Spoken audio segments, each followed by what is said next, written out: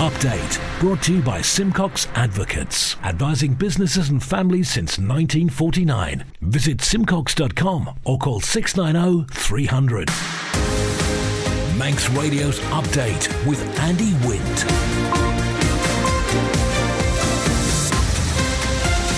Faster my good evening, it's 5:30. This is Update for Friday 16th of June 2023 from Manx Radio. 30 minutes to look at the latest news from the Isle of Man. Background to that news and sport and business and Sea Watch and travel updates and the newsmakers in person. This evening you want cancellations? We got more cancellations at Ronaldsway. The sex education inquiry will be in before the end of term. Patrick has a new commissioner. Raul Torres Martinez inquest opens. And even in this weather, our reservoirs are in good order. Man Benham for all your business and legal needs. First of all, at 29 minutes ahead of 6 o'clock, the Update News headlines. Fastamai, Christian Jones. Fastamai. The funeral for a TT competitor who died during this year's races will be held on the islands next week. The Manx Motorcycle Club says the service to remember Raul Torres will take place on Wednesday. Flights cancellations seen throughout this week at Ronaldsway Airport being blamed on compounded issues over several locations. A new operating schedule came into effect this week, but the airport director says the disruption can't be blamed solely on the Isle of Man. And police have closed the road from Castletown Road leaving Port Erin headed to Ramsey due to a road traffic collision. We don't have a specific time frame, but officers say they hope to clear the road as soon as possible. In international news, a 31-year-old man's due before magistrates tomorrow, charged with the murder of 3 people who were killed in Nottingham earlier this week. Faldo Calocrane of No Fixed Address is also facing 3 charges of attempted murder. Boris Johnson's been accused of breaking more rules for ministers. The former UK Prime Minister is going to write a column for the Daily Mail. The appointments watchdog says it only had 30 minutes notice, which is a breach of its regulations. And a cyclist has died after a high-speed crash in the Tour de Suisse. Gino Maida, who was 26, has been described as a shining light in the sport. Those are the Update News headlines. Next at 6. Man Benham. Contact us by phone, video call, email or face-to-face. We're happy to connect with you.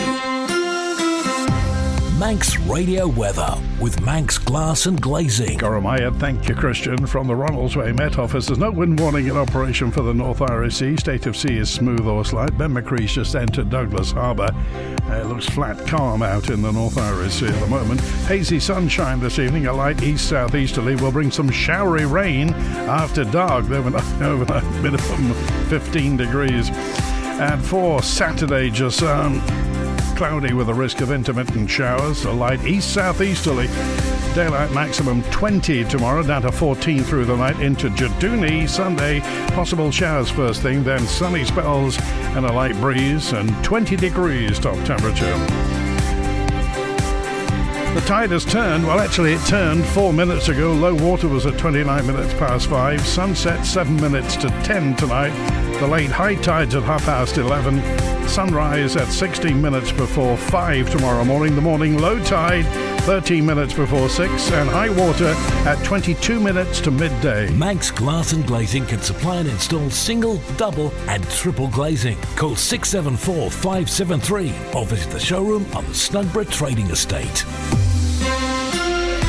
Despite new operational times at Ronaldsway Airport coming into effect from the start of this week, we saw numerous cancellations. The new times still see the runway open around 40 minutes later to allow the facility to remain open till later in the day. The airport director, Gary Cobb, says the disruption shouldn't be blamed just on the Isle of Man. There's quite a lot of issues in play. I think there's been quite a lot of noise made about ATC issues here at Isle of Man. In terms of the closures that we do, our closures are published well in advance. So we close for the fatigue breaks at 8:30 till 9:05, 11 till 11:35, 1:30 till 2:15, 4 till 4:35, 6:30 till 7:15. So as you can see, typically 30 minutes, there's a couple of 45 minutes in there. Some of the delays and cancellations have been caused by 4 or 5 hours worth of delays, which are caused by a multitude of issues. So they may pick up a delay here, although we try to schedule the breaks where there's no traffic. However, with the congestion within UK airspace, European airspace, issues with aircraft, issues at other airports, delays happen and then they compound on each other. So I think what we've seen this week has been a compounding of lots of issues. Naturally, we don't like to see cancellations or delays. The reason that we're putting in these ATC rest periods is so that we can basically carry on with training and provide a roster that is certain. Putting those breaks in allows us to be able to ensure that our ATCOs are trained. So we have gone out and recruited ATCOs. We have a new ATCO on site. We have several joining us over the coming months. We need to be able to operate a roster that allows air travel to continue, but also we need to be able to allow these ATCOs to train. And the training is typically the 2 to 3 years. So unfortunately, we will have some issues. It's been confirmed the findings of the next stage of the inquiry into the sex education curriculum will be published before the end of the school's summer term. Phase 2 is understood to be completed, which looked into the broader curriculum and teaching methods. Education, Sport and Culture Minister Julie Edge, MHK, told Manx Radio a special inbox to contact investigators has been set up. It was available to everybody that was interested in speaking to the investigator to provide any personal experiences that they've had around it or with regards to parental concerns. And the sex education curriculum in its current state is suspended. Is the start of a new academic year the first time we could see a sex education curriculum reintroduced? Certainly it will be in place for September. It's a very important part of children's education and well-being to be able to understand what the choices are they make in life, and it's a key part for our schools to deliver this to our young people so that they're getting that good rounded education in many areas. And obviously the PSHE curriculum, which RSE is part of as well, it's an important part, and I think I've had many positive messages about when will we be reintroducing it, because parents have got concerns that their children will not be aware of some of the concerns, and we are seeing this as different generations. There's differences and we have to adapt to that and make sure we're delivering the right programme to our young people. Update brought to you by Simcox Advocates, advising businesses and families since 1949. Visit simcox.com or call 690 300. The Patrick Commissioner's by-election was held last night and Richard Jones was elected to the vacant seat. He got 235 votes. Kevin Oliphant-Smith came in with 19. Richard Jones spoke to our local democracy reporter Emma Draper when the result was announced. I'd like to thank all the people who voted for me and for everybody who helped me and all the people, the returning officer and everyone who helped with all the administration and the bureaucracy, which is quite huge in even a small election like this. Looking very much forward to working with Jeff, the chairman, and the other commissioners and helping to give a voice to the people of Patrick. Are you hoping to sort of pick up where you left off? First of all, I need to get up to speed with what's actually going on. But interestingly, this week I've had several phone calls from people involved in all sorts of community-based projects, from St Paul Church in Foxdale to the Glen May community, and very much want to look after that side of things, the community and the voice, and people know that they can pick up the phone or email me. There are some problems with Patrick with the Waterfall Hotel and more rural issues like recycling and stuff like that. Is something you're hoping to still carry on and try and help? Most definitely. I mean, for the Waterfall Hotel, for example, there's several ideas kicking around about what it could be useful for the community. Obviously, there are issues with funding, how we can approach funding, and very much just trying to help be a conduit for those people who have ideas and desires and try and bring them to reality. A Spanish motorcycle racer who died during this year's TT race has suffered non-survivable injuries after crashing in the first Super Twin race. The story from Rhiann Evans. The inquest into the death of Raul Torres Martinez was opened at Douglas Courthouse today. The court heard the 46-year-old, who was a police officer, had suffered multiple injuries during a racing accident on the 6th of June. It happened between Orrisdale Road and Balaf Alpine whilst he was on the third and final lap of the race. At the time of his death, Isle of Man TT organisers described the experienced TT TT competitor as an incredibly popular member of the paddock family with an infectious smile, adding his love for the TT and the sport of road racing was apparent to anyone who was fortunate enough to meet him. Coroner of Inquest James Brooks told the court a post-mortem had been carried out and confirmed investigations into Mr. Torres' death were continuing. Releasing his body so that funeral arrangements can take place, he offered his condolences to the TT rider's family and adjourned the inquest to a date to be set. The Manx Motorcycle Club has confirmed the racer's funeral will take place on Wednesday, the 21st of June on the Isle of Man. It says he will be taken on a final lap of the TT mountain course, with a hearse bearing his coffin leaving the grandstand at 12 p.m. It will return to Douglas Borough Crematorium at 1:15.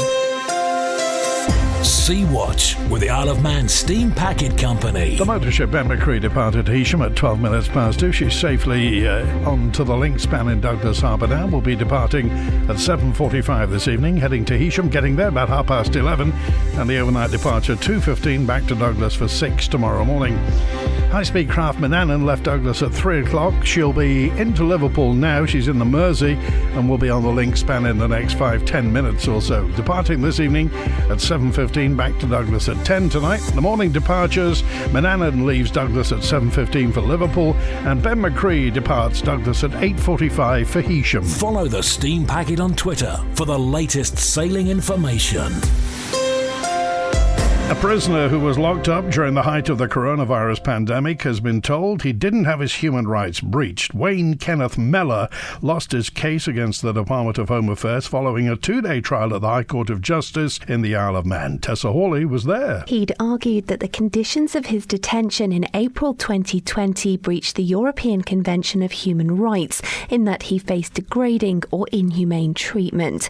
The 38-year-old had also alleged that respect for his family and private life was breached and the common law duty of care owed to him by the DHA was not upheld. Dismissing Mr. Mellor's claims, Deemster Christopher Cope said the clear motivation behind the exceptional measures imposed at the prison during his time of incarceration was to protect detainees and staff from a dangerous virus.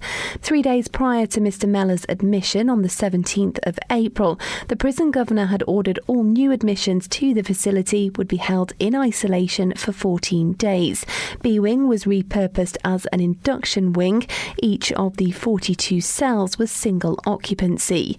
Prisoners entering B-Wing, including Mr. Mellor, were placed on a red regime, which saw their movements heavily restricted. No showers or telephone calls were allowed after the initial induction process, and cells were only unlocked once a day for a food and medicine deposit, and there was no access to the outside exercise yard. Mr. Mellor's claims against the Department of Home Affairs centred around his cell conditions, personal hygiene, medication and food. But throwing out his claim, Deemster Cope said there was nothing arbitrary about the measures imposed during the period.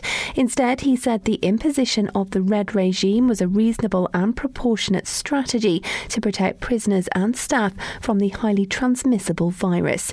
You can find more on this story at manxradio.com. Manx Radio Business Briefing. It's 17 minutes before 6. Travis Perkins, the British builders merchant and home improvement retailer, warned on profits today after higher interest rates and weaker consumer confidence weighed heavily on house building. The builders merchant said it hadn't seen the anticipated easing of market conditions in the second quarter to date. Commercial, industrial, infrastructure and public sector housing have proved more resilient, while retail brand Toolstation continued to trade in line with expectations in the UK and Europe. And for a full daily market report, go to ramseycrookall.com. Amazon's soon going to be selling robot vacuum cleaners following clearance by the UK's government competition watchdog. Amazon moved to buy iRobot, which make the Roomba cleaner, last August, but the deal was called in by the Competition and Markets Authority. They checked whether the purchase would give Amazon an unfair advantage over competitors. Today, it said the merger could go ahead after finding iRobot's place in the UK market was modest and that it already faced significant rivals, and concluded the UK market for robot vacuum cleaners was small and not expected to grow grow significantly in the future. The Stock Market Report, brought to you by Ramsey Grammar. UK and European stock markets closed higher. The yen lost some ground after the Bank of Japan maintained ultra-low interest rates. Oil steadied and gold rose. The numbers from Ramsey Grammar at the close in London. The FTSE 100 was up 0.2% at 7,642. The DAX in Frankfurt up just over 0.5% at the close at 16,378. A short time ago in New York City, the Dow Jones Industrial fractionally down 0.06% down at 34,388. The Nasdaq Tech Stocks Index down 0.25% at 13,743, and the S&P 500 again fractionally down 0.04% at 4,423. In the exchange markets, the British pound sterling trading at $1 28 cents, €1 17.2 cents, and 23 South African rand 33.6 cents. In commodities, gold's fractionally down at $1,956 per troy ounce, nearly 0.1%, and a barrel of Brent crude up just over 0.1% at $75.69. You've got an investment plan? Yeah, Mike set it up. But don't you need loads of money to do that? Not this one. It's called Shearwater from Ramsey Grammar, and you pay in monthly as little as £100. So it's like saving regularly, really helping us invest in the future. For a house, or the kids' education. £100 a month? I could easily do that. You should. The sooner you start, the better.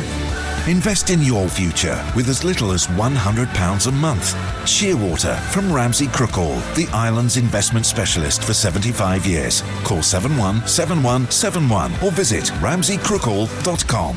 Licensed and regulated by the Isle of Man Financial Services Authority. Isle of Man Water Sports.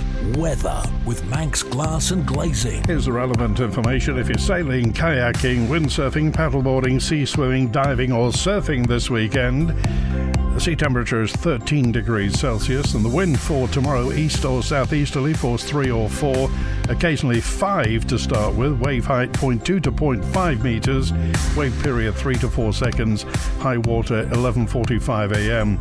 And for Sunday, the wind is east or southeasterly, force 3 or 4, becoming variable, force 2 or 3 in the evening, wave height 0.2 to 0.5 metres, wave period 3 to 4 seconds, and high water is at midday 15. Manx Glass and Glazing can produce bespoke splashbacks for your kitchen in any colours. Speak to the team on 674 573. Update brought to you by Simcox Advocates. Water levels in the Isle of Man's reservoirs are in good order despite the prolonged spell of dry weather. Manx Utilities says its total stocks across the 4 reservoirs, West Baldwin, Clips, Kerridou and Sulby, is currently 90%. Head of water at Manx Utilities, Gareth Pratchett. It's not worrying at all. Obviously, if it doesn't rain again until October, we'll be looking at a drought. Fortunately, that doesn't happen very often, so it's kind of around what we'd expect to be at this time of year. The amount of worry that we have is proportional to a number of factors. One is the amount of water that we're using, the time of year, and the amount of water we've got at any time. So if we were at 60%, say, at this time of year, we'd think that was starting to cause alarm.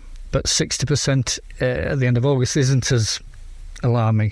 So what we compare it across the season and we look at where we are in the season rather than a hard figure. Customer demand is really high at the moment.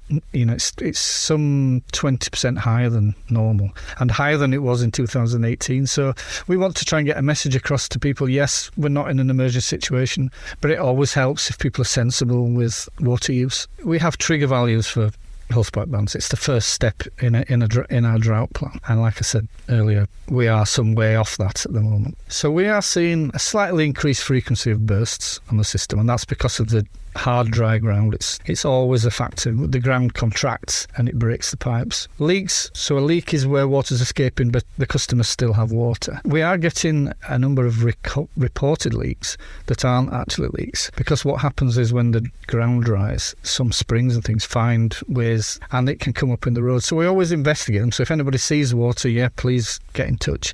We have seen some instances of people using sprinklers to such an extent that the water's actually running off their gardens into the road. Manx Radio Sport. Fast am I, Rob Pritchard. Fast am I. Good evening. Starting with football and Resoats, and Rebecca Cole secured the top player prizes during the Isle of Man FA annual awards held last night. Peel striker Oates took the title of Canada Life Men's Premier League Player of the Year, whilst Cole took the Women's Premier League Player of the Year accolade after a stellar season with Douglas Royal. A total of 19 awards were presented during the event at Douglas Golf Club. Among those, Corinthians player Erin Sells took the title of Under-21 Player of the Year, whilst Onken's Tom Creer was crowned Under-18 League Player of the Year. You can see a full list of the award winners at manxradio.com. Also in football, the Isle of Man FA announced last night when it's hoping to get the new season underway for 2023-24. The sporting body is aiming to get the new campaign underway on Saturday, the 19th of August, which would be a day before the start of this year's Manx Grand Prix. However, that decision would require the approval of the Manx clubs. A vote on the matter is expected to take place in due course. In motorsport, the Chris Kelly Memorial Stages rally event later this year has been cancelled amid a significant restructure of the sport on the Isle of Man. In a statement, Manx Autosport says after a troubled period for rallying locally, it's working with all relevant parties to create a coordinated and detailed schedule of events for at least the next 3 years. After what the organisation called a successful Manx rally in May, the timescales involved in that competition mean the Chris Kelly Memorial Stages on the 29th and 30th September can no longer take place. However, there are hopes to run 2 major events in each of the following years. You can see the full statement at manxradio.com. And in golf, it was day 2 for Manx pro players Tom Gandy and Anna Dawson in their respective international competitions today. It was disappointment for Dawson, who's missed the cut for the penultimate day of the Amundi German Masters on the Ladies European Tour. Meanwhile, it's also the end of the road for Gandy at the Cascada Golf Challenge in the Czech Republic, as he missed the cut for day 3 tomorrow. Manx Radio Travel, driven by Quayside Tyres and Service Centre. Inbound at Ronaldsway, the 6 o'clock EasyJet from Bristol won't be in until 7:25. The 10 to 8 Loganair from London City has been cancelled. The 5 to 8 returning patient transfer from Liverpool, the Loganair is showing on time. And fingers crossed, the 8:30 EasyJet inbound from London Gatwick, currently showing on time. Outbound tonight, the 6 o'clock EasyJet to Manchester on time. The 6 o'clock Liverpool Loganair is showing on time. And then the next outbound tonight is the 6:30 EasyJet to Bristol. Will be going out till just before 8 o'clock. And then the 9 o'clock EasyJet to London Gatwick, currently showing on time. Temporary 24-hour lights on the Ramsey Road in Peel near St Patrick's View, some emergency electrical work on there. And there are temporary 24-hour lights on Cumberland Road, Ramsey, for resurfacing. Ballacollister Road in Lax is closed between Cruddy Quill Road and Ransell Hill for resurfacing. East Quay Peel closed between the House of Manannan and the Road Bridge. And in Dalby, temporary 24-hour lights on the main road. Ballymenock Road in Derby still got those phased closures because of water main replacement. And in Douglas, temporary lights on Ballacomine Road for resurfacing. Quayside Tyres and Service Centre Club Card has over £400 worth of saving for your whole family. Get more with There are concerns over the future of a banking provision in Castletown after a planning application was submitted for a new 24-hour ATM, a cash machine. If approved, it will be in Market Square, but the specification says that the ATM will be serviceable without the requirement of a branch at this site, and that's caused concern. In a statement, Barclays Bank says its network's always under review, but it doesn't comment on the future of individual branches. Arbury, Castletown and Maloo MHK, Tim Glover. Well, we've had a comment because obviously the commissioners got a comment. They've been working very closely with Barclays to have this new ATM put in at the front of the Civic Centre, and I think it's part of a bigger plan, which maybe we'll touch on. But the bit that concerned me about the statement, or which was a bit of a non-statement really from Barclays, was that they constantly review their branch network, and any decision to close a branch will be communicated to customers directly, providing a minimum of 12 weeks' notice. No such announcement has been made to date regarding the Castletown branch, and that to date phrase stands out to me, and that to me is a worry, because the traders still like to go and deposit the takings in a bank. I do understand that the new ATM may well have that facility with it. It's one of the brand new spanking, all singing, all dancing ATMs that's being envisaged there. But there are people that still like cash. and still like to go and look after their accounts face-to-face over the counter. It is the last bank in Castletown as well. That's the other side of it, of course. But that's all speculation at the moment. We're assured to date, anyway, that no review has taken place. But there are people that still, as I say, aren't part of this increasingly cashless society that we're now in. This is the most listened to Isle of Man news source. And Manx Radio's Update is the Isle of Man's most downloaded news podcast. Ramsey Grammar School's got a new head teacher from September. Sonia Taylor's an experienced school leader from Stoke-on-Trent. She'll take over from Sarah Findlater, who's been there for 2 years. Sonia Taylor's worked in 4 secondary schools in the northwest of England since 1999, including 2 headships. There are just over 1,000 pupils on the roll at Ramsey Grammar School. What long-term housing options are available to families and partners seeking to leave an abusive relationship? The question at Douglas MHK will put to the chair of the Housing and Communities Board at the sitting of Tynwald next week. David Ashford, MHK, told Manx Radio the short-term housing that's currently available isn't long enough to allow victims who've left abusive homes to find an alternative address. Yes, well, there's lots of short-term options for those out there. Maybe not as much availability as is needed, but there's certainly options for the short term.